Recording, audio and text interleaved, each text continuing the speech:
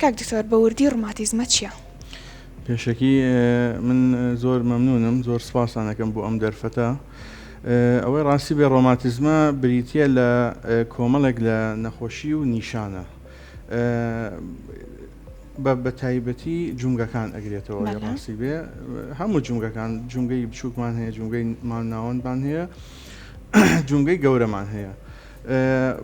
ئەتوانین بڵێن نەخۆشیەکە احتیمالە سەرەتا دەست پێ بکە وەکو نەخۆشیەکە ئەڵێ بێهێزم، زوو ماندوو ئەبم، تام هەیە، لەرزم هەیە.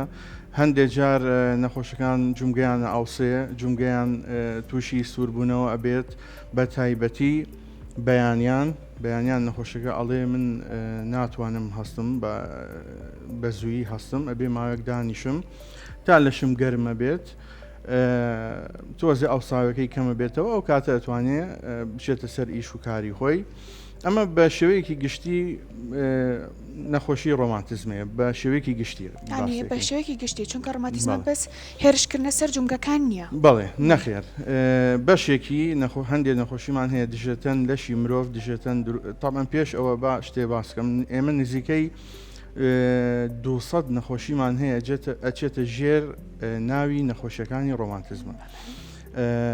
وەکو پێم وتیت بەعزێکی دژەتەن دروستەکە لەشی مرۆڤ دژی شانەکانی خۆی. بەڕاستی بۆ دروستی ئەکات هۆکاری زۆر زۆرە. هۆکارمان هەیە، ئەڵیانی هینمان هەیە، تیۆریمان نەظەریەمان هەیە، ئەڵێ بەپێی هەندێ ڕسێرچ ئەڵێ احتیمالە هۆکار ینی ئەو شتێک کە ئەیروژێنێ ینی مەناعەتی ئەو مرۆڤەت تێکەیە، احتیمالە ڤایرۆس بێ، احتیمالە تێکچوونی هۆرمۆنات بێ، احتیمالە هەندێ جینات بێ، جەنێتیک بێ. ئەمە بە شێوەیەکی گشتی هۆکارەکانی نەخۆشی ڕۆماتیزمە. بەڵێ.